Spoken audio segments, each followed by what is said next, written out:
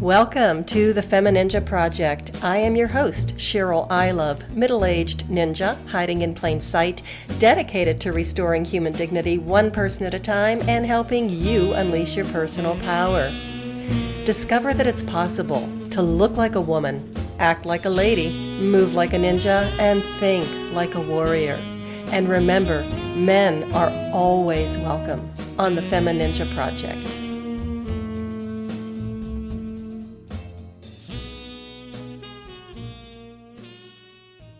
I'm so excited to introduce a very special guest today. I would like to welcome Jesessica Olma, the founder and owner of her own business called Scribe Syndicate. Thank you for being here, Jessica. Welcome. Oh, thanks for inviting me. This is pretty exciting for me. I first met you just a few months ago. I think it was probably in November. At a networking meeting, and you were gracious enough to do a 30-minute consultation with me because I was gearing up to do a pitch competition that the Creative Connections was having the following month, and I had no idea what I was doing. So I got to spend some time with you and got to know you, and we had a fantastic conversation. Yes, we did. I really enjoyed that conversation, and I was glad that I was able to offer any kind of insight or help just to talk back and forth about how to do a pitch. Well, it was more than just the pitch. We learned a lot about each other, but I've learned a little bit more already just today, this afternoon before we got started. So one of the things that you talked about, or we had this conversation about, changing habits. Yes. Changing habits is a very difficult thing for anyone to do, and I definitely had some challenges in my life with that. Just a few years back, maybe about 9 years, I was working in a different industry. I was actually working in insurance. It was not something that I was enjoying at all. A lot of things in my life weren't as I wanted them to be. So I had to change the way I was making decisions. The types of decisions I was making just weren't working for me. So what I did was do the opposite of what I normally would think of doing, just to break that chain and go from there and figure out, what was it that I was doing differently and why did I get different results? And I did. I got very different results, much more positive by breaking old bad habits that I wasn't conscious of. So how long did it take for you to come up with that strategy? Or for you to realize, when did the light bulb go off for you? I had a few years in a row where things just weren't moving for me. It was not, I didn't have any kind of plan. I wasn't really thinking about where my strengths and weaknesses were and what it was I really wanted to do with my life. What direction did I want to go in? And I was just really getting out of bed every day trying to survive. And it was just the wrong attitude to take. Well, I think a lot of people go through things like that, especially as women. It's almost like you get to a point in your life where you're stuck and you don't even know how to create a situation where your life can change or where it could be better because you've always done things this way, or there's a certain expectation of how your life is going to be, whether it's, your own belief system or from somebody else or something that you're getting from society or other family members even. Yeah, I was just talking to someone the other day about this, and it's almost like in the beginning, in the early years of your life, you're thinking there's a point at which you're going to have everything in place that you want, and life is going to run smoothly from that point on.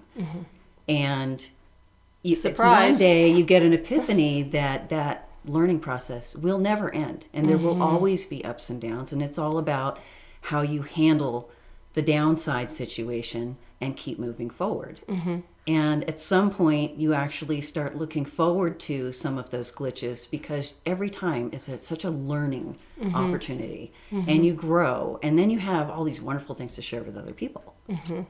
So. All that wisdom that you gain from the bad experiences or the things that just didn't quite work out the way that you thought you would.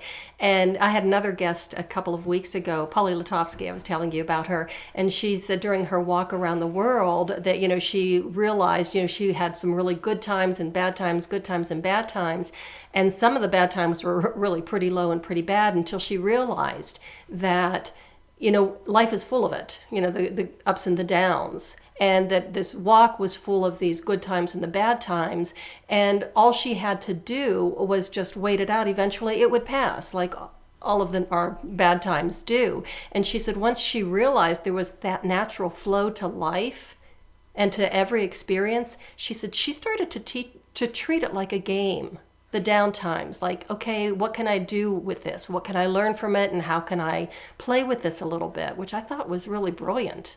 I think I've gotten to a kind of something similar to that in my life, where it's just a little challenge. And I do know that the bad times always end usually within 24 to 48 hours. You can spin it around. You can look at things from a different perspective. I can only imagine what it would be like to travel or walk around the world and the ups and downs of things, bumping into things that you don't know, and then having to learn something new, and everything can potentially be uncomfortable. But you have to look back on that and go, that's the most amazing thing that anyone could say they've done. To have all those experiences and then be able to look back on that. And we talked earlier about everybody has an extraordinary life. And when I was talking to you before we started recording, I was learning things about you I thought was absolutely fascinating. And you're like, really? You think that's fascinating? And I do, because it's different. It's something I wouldn't have expected to hear. And we all have our stories, and we all do things that to us seem like, well, no big deal. But to somebody else who's listening to it or hearing it for the first time, it really is a pretty extraordinary story. I know that you went to school back east.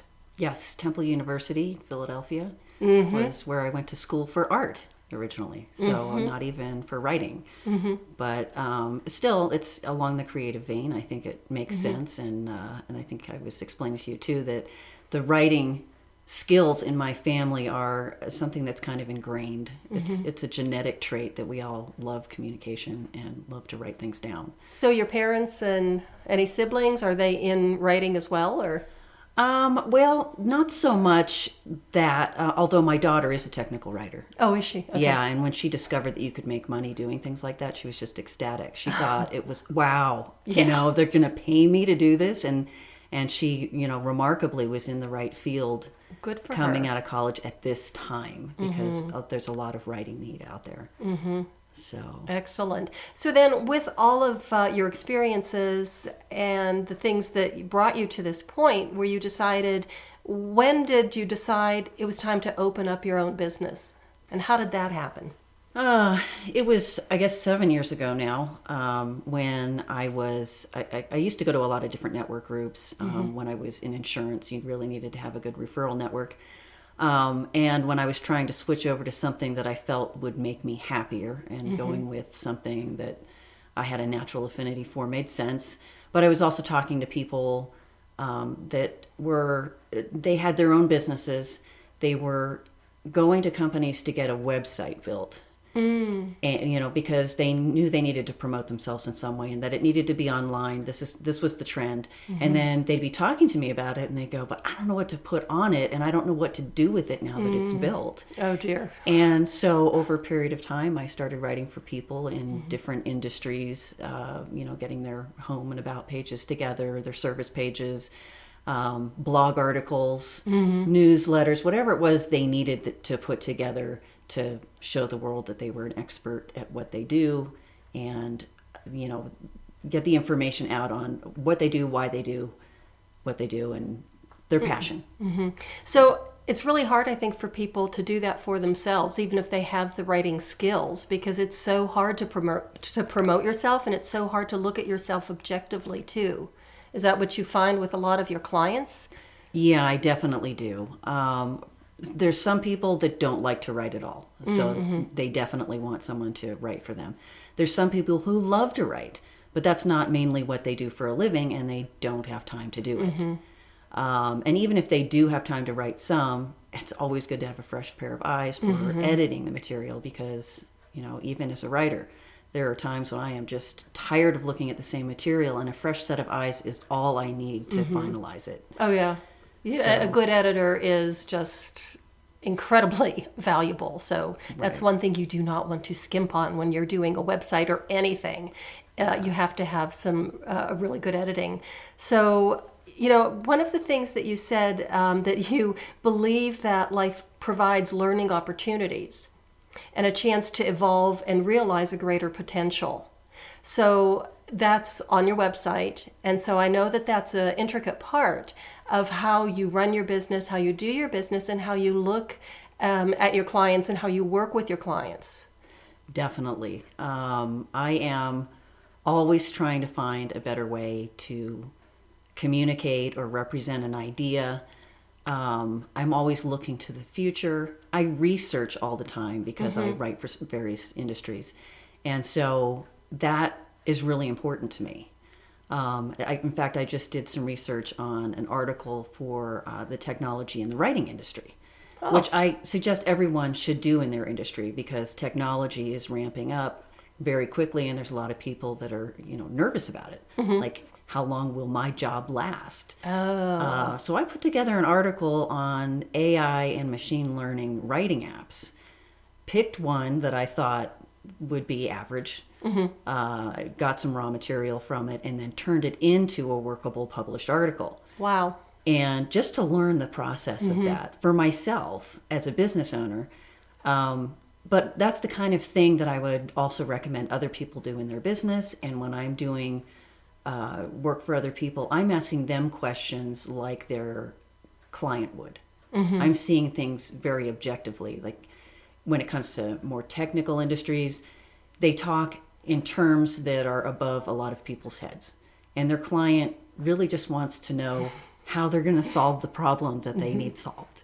So having someone just to write objectively on a different level, on a newbie kind of a level, really helps a lot. Well, and that's interesting because talking to somebody who that's their business, the tech industry, and they don't realize that the rest of us are just kind of sitting there with our eyes glazed and a little bit of drool coming out of our mouths going, what are you talking about? This is, and if the situation were reversed, if they were listening to something that, I was talking about in one of my areas of expertise, it'd probably be the same way. But we get so used to what we do that it's just like second nature. We don't even think of that other people wouldn't understand some of the words that are coming out of my mouth when I'm talking about anatomy, physiology, neuroplasticity, that type of thing. It's like, well, doesn't everybody know these things? Right. And I think that goes back to not understanding how remarkable you are as an individual. And when people are fascinated by your story, but you just kind of think it's like, everyday kind of stuff. Yeah. And really, it's not. Everyone is remarkable in some way. And thank God they are, because we couldn't all do everything well. Right. And don't even want to. I mean, there's some things we're just plain not interested in doing. Right. But there's somebody out there that loves it and does a really great job at it. So. Thank God. Let's hire them. Right. Yeah. Yeah. That's really interesting. And I think it also connects to the lifelong learning that you were talking about earlier. That, you learn from every single situation, from every person you talk to, everybody that you meet, and even people that might not be the most positive, and some of the interactions that I've had, I probably learn even more from them than I do from the ones that have been like really positive. Does that make sense? Yeah, it kind of does. And I always want to reach out to people who are thinking negatively and try and explain to them that it's a process of reframing the situation. There is always something good to see, and then there's always something bad. Well, which one do you want to focus on? Right. Because nothing is 100% good or 100% bad. Right. So even with people and personalities. So yeah, it's just a matter of stepping outside of it and looking to the good. And back into the stories that we tell ourselves. Yes. So we tell ourselves the same story over and over and over of how maybe things are going to be and how they're going to come out. And we eventually believe it. When I was going through that tough period of time when I started changing the way I was making decisions, I also realized it had a lot to do with the people I was spending my time with. If you're around people that are generally negative people, you will relate to that and bring yourself down. If you're hanging out with people who seem very optimistic, it starts to rub off too. So you have to really think about what's the company you keep, and what is your goal in life? Is your goal just to maintain the status quo, or do you want to do something special? So you have total control over it. It's all in your mind. Well, and I always tell people you have to be really careful of the company that you keep. And I learned that the hard way. I mean, we all have friends and situations. It's like, I probably should have gotten out of that a little bit sooner. But you don't realize it when you're in the midst of it. And I told a story, it's actually told it several months ago on the podcast, of having to break up with my best friend. And how do you tell somebody that you've been best friends with for 30 years that you haven't liked them for the past 15 and you've been wanting to break up with them for the past 10? It's kind of awkward. I have a sister that had a friend for the longest time, and she had met her in college, and she was always just kept in touch with her. But every time I talked to her about, say, how's she doing? My sister, Leslie, would always say, she really kind of grinds me down in every conversation that we have. And I feel like I'm always propping her up and all this. And I was like, well, why do you keep going with that relationship? And she's like, well, I don't want to let her down. And I just said, what about you? If you get off the phone with somebody and you feel down and you feel that you've been, I don't know, used or kicked around. Right. Then what's that doing for your state of mind? So mental health is extremely important. Mental health is, but we don't really know. And I think maybe there's that we don't want to believe that somebody that close to us is sucking the life out of us. And that's basically what it is. I even have a blog post, I think it's posting on Monday, that it's about karma cooties. And it's, how do you know when somebody is infected with karma cooties? It's then they walk into a room and they just suck the joy out of it. Yeah. I think everyone's experienced that in one situation or another, where someone can take the joy out of the situation just by themselves. Oh, yeah. And all of a sudden everyone else is uncomfortable. And it's a shame that they can't turn that around and turn it into a charismatic trait. Yeah. Because the great leaders of the world all have the ability to do that in the opposite way. They walk into a room and instantly everyone gravitates to them. Right. So you don't want to repel people. Exactly. If I thought I was repelling people, I'd be asking people, what do I need to change? Please tell me. Exactly. Well, if if you have a problem with every single person that you come in contact with, the problem might be you. Yeah, definitely. It's definitely you. Yeah, because you can have one person that you have a problem with, but if it's every single person, then there's something you're doing that's toxic to other people. Yeah, and again, karma cooties, you could it got to the point where this friend of mine, and it was so unfortunate because it was even more awkward trying to break up with her because we would see each other in ballet class. So, okay, change your habits. So I changed my dance schedule, went to a different studio, all kind of things. But when she would walk into a room, it was almost like a walking thundercloud. And you can see the karma cooties just kind of falling off of her. It reminded me of the little character in the Peanuts cartoon. With the big dust cloud? Yeah. Pigpen. Yeah. So I guess that's one thing we can take away from this conversation today is if you see karma cooties, you might want to run and get out of the way. Absolutely. Because they can infect you. Yeah, they do. And they're very contagious. And you might really want to be helpful to that person, but if they're resistant to any kind of help, then you have to know when to walk away. You have to know when to save yourself. Yeah. And put yourself as a priority. Oh, that was an interesting segue, and that was a lot of fun. But, you also have an incredible amount of enthusiasm, like you already said, about researching. Yeah, I definitely chose the right avenue for my career. And that makes me so happy because prior to that, the things that I did were, it was tough to get out of bed. I wasn't looking forward to anything. Oh, that's awful. And I love writing, and I love it when I really hit the mark with a client and they're happy with what I've done for them and that I've given them the voice that they wanted, and was able to take their thoughts and put them into something that they could really share with people that they would understand. So you really do have a very wide spectrum, because you were already talking about working in the high tech and with, high tech industry and doing the research on that. And it also sounds like you've done a lot of research or study in human nature and pretty much like everything in between. Yeah, I've ended up learning a lot about things that I never thought I would find interesting. The first time I had to write an article on cybersecurity, I was like, oh, this is going to be a drag, right? No, I was fascinated from the very beginning, because there's so many implications, the way cybersecurity works today, and the things that can happen to your business if you haven't implemented the right processes.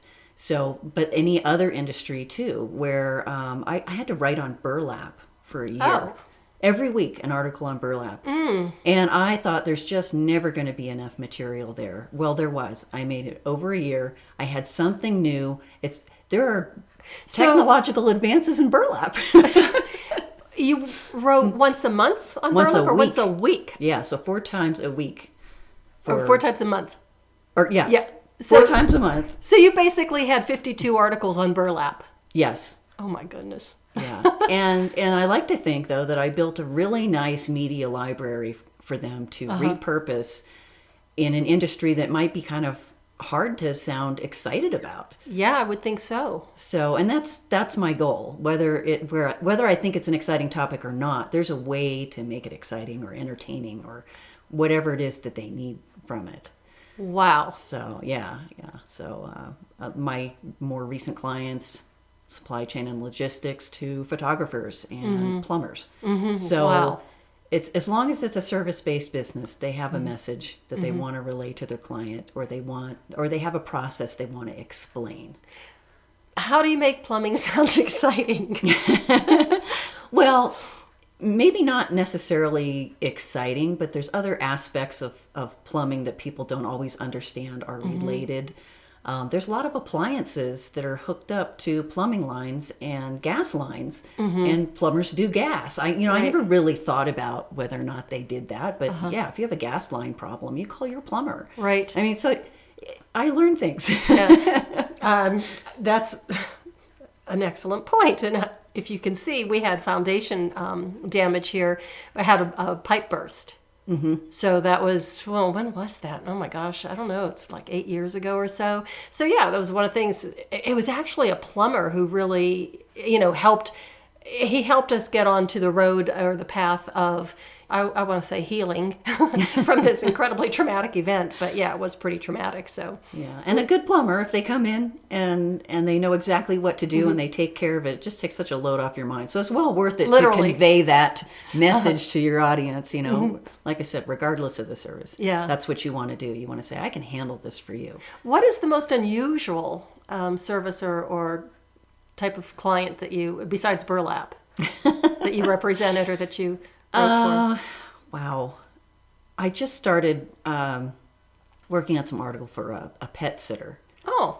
And that was interesting to me, because I know there's a lot of people who need that kind of service. Oh, but absolutely. There was a lot involved in it. Like she wanted to talk about, okay, if you want me to come over and pet sit for a couple of hours or a day or something like that. But then there was the overnight aspect. What if you go away for a week on a cruise? What do you do with your animals? Do you want to pay all these pricey fees to put them in a kennel? Do you want to rely on a helpful neighbor? She had some really interesting services that she did, and it went beyond pet services. Like if she's staying in your home, taking care of your animals so that they can be in their same safe environment, she'll also water your plants, take out the trash, check your mail. I mean, it was interesting just to talk to her about what she does for a living and the different little things going on with that I had never really considered. I don't own a pet, so that was interesting for me. Yeah. Yeah. So tell us what it's like to, here I am, and I would want to work with you. And I've never worked with a writer before. How would I go about that? I mean, how do you work with people? Because I'm sure there's a lot of anxiety about having somebody else tell your story, or how just explain that process to me. Okay, yeah, that's a really common thing, and I actually put a presentation together around it because I was getting asked so often, how do I work with a writer? And what I do is have a consultation first with the person to see what it is they think they need. Because I've gone to consultations with people who are really looking for a marketing consultant rather than a writer. And I can work for a marketing consultant and they can get both things done. But first I need to discover for sure that they know that they need a writer or an editor. I talk to them about their business and how they feel about their business. And the whole time I'm listening for buzzwords that they use. I want familiar language in the copy that they can say, that sounds like me. Okay. So, and I've had people, there was a woman that I met with once who said, I really don't think that you can write about my industry because you're not in it. And I assured her that I've written about all kinds of industries that I'm clearly not in. And one of my abilities is to research that material and understand it well enough to convey it to your audience. I may not be to the level of expertise they are, but I don't need to be to talk to their audience. Because again, if you're talking at too high of a level, the audience gets lost. Right. So, once I can assure them that also that I'm not going to do a piece of copy and say, this is it, pay me. There's going to be a back and forth until we get the feel or the tone right. So you're not stuck with the very first draft that I give you. I give you the copy and we talk about it. And if there's something that they'd like to change, maybe I misunderstood a process that could be explained in a better way, we go back and forth until we get that right. And really after that first initial copy that we do, it lays the groundwork for any other content we do from that point on. Oh, nice. So you actually are starting with a foundation. Yeah, I am. And one of the things that they really do need to understand, though, is that they need to understand their brand. If they haven't really narrowed that down, I sometimes will recommend things like a business coach or something first before we start to build copy. Because, that's a lengthy process. That takes a lot of thought. And if they haven't really nailed it down, then they don't want a bunch of inconsistent pieces of, because that just writing confuses. projects. Right. They really need to know what it is about them that's special and what they need to convey. So, and there have been people I met with that I thought weren't quite ready for the writer. So, and a lot of clients, if they're already working with a web designer or a marketing consultant, I will work with their web designer and the marketing consultant because writing is part of the process. Whether they're designing the website, they get everything looking beautiful, you still need The content on there that goes with. And then you can't effectively market yourself until that message comes across properly. So I'm kind of sandwiched in between those two processes. So ideally, working for those kind of people has worked out really well for me too. What, in your opinion, is the biggest mistake people make that you've seen as you've been working, along the way, just in your field? You mean people getting started in the writing industry, or people who are? No, people like who would be hiring you. And it's like, I have this website. I don't know why it's not working for me. What are the biggest mistakes when you're working with someone that you see that they've made along the way? I once worked on an about page for someone, and what they put together was 4 pages long. Oh. So that was a big mistake right there. I mean, you should have maybe 500 words to a page. And that's just because people, unless they're as enthusiastic about your industry as you are, they're not going to read 4 pages of material. What I'll tell those people is that's what blogs are for. If you have a blog page, let's take that material, turn it into several articles, and backlink. Wow. So that we can get traffic going on the site. But don't try and slam all the material to your audience up front on 1 page. Oh, that's an excellent piece of advice. Good to know. And speaking of blogs, you have an awesome blog. Oh, thank you. I was looking at it in preparation for the interview, and you've got some incredible articles. You give some great tips. I mean, things I never knew. How would I know? Well, and that's the thing, too, even when it comes down to basic grammar. It's been a long time since we were in English class in high school. And thank God. And that's right. That's the reaction most people have too. Like, oh, really? Do I have to do this? So some of the really most basic tips that are out there. Just, it's not stuff you don't know, it's stuff that you need to be reminded of. But also in this digital age where everything has to be in little bite-sized pieces, and you want to have some really concise points to make. You want to have bullets that can be easily skimmed. Right. You just really want to get everything narrowed down to the very most important points you want to make. And then again, there's other pages like blogs that can elaborate on those things should the audience decide they want to read more. Okay, great. So how can people get a hold of you? Well, they can reach me through my website, contact page. They can reach me at Jessica Olma at scribesyndicate.com. Okay. And I can be reached by phone. Okay. And is that on your website? Yeah, that's on my website as well. So, and I don't mind taking a call. So, that's part of the consultation process when people are asking me questions. So we'll either talk on the phone or we'll talk in person. Okay. So it's a good way to get started. And do you have a pearl of wisdom or anything that you'd like to leave us with? Well, I guess it would be to understand how important communication is in general. And how easy it is to misinterpret things, and how easy it is for people to know you even for several months, but really not understand what you do. So if you're having trouble getting that out, hire someone to at least get you started on it. So, do you also fine tune for people? Oh yeah, absolutely. I've had people come to me and say, I think I've got the bones of the material that I want here, but there's something missing. Is there something we can do to make it pop? And yeah, absolutely, I can help them with that. Okay, excellent. Well, Jessica, thank you so much for being here today, and we got a lot of really great information and some good tips, so I really do appreciate it. And just to wrap things up, I just wanted to remind you to pay attention to your habits, because you can always change them at any time, and also to learn from the bumps in the road, because that's a very important part of life's lessons.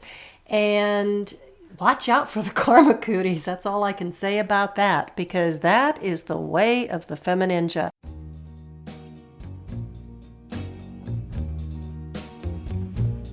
And that's a wrap on another episode of the FemiNinja Project. Thank you so much for listening, and remember, be safe, be strong, and until next time, bye now.